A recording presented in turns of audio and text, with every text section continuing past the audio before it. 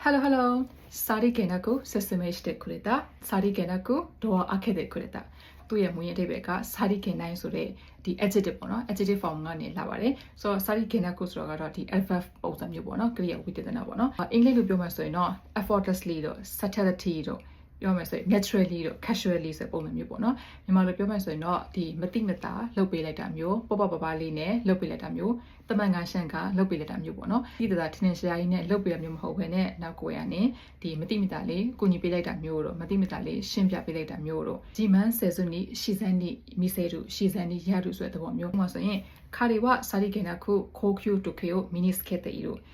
ဒီကြွကြွလော်လာမရှိဘဲနဲ့ကြွကြွဝါဝါကြွကြွဝါဝါမရှိဘဲနဲ့ဒီဘောနော်ဒီတမိုးကြီးတဲ့ဒီ branded နိုင်ကိုလက်မပတ်ထားမျိုးပေါ့စာရီကေနာခု setmate တဲ့ခရတာစာရီကေနာခု door အခက်တဲ့ခရတာစာရီကေနာခု ocean of cook တဲ့တို့ဆက်ပေါ်မျိုးပေါ့နော်ဒီစာရီကေနာခုဆိုတဲ့စကားလုံးလေးပြောမှဆိုရင်တော့အရန်ဟိုသဘောကျကြကောင်းပါတယ်အရှိတိုင်းလေးပဲ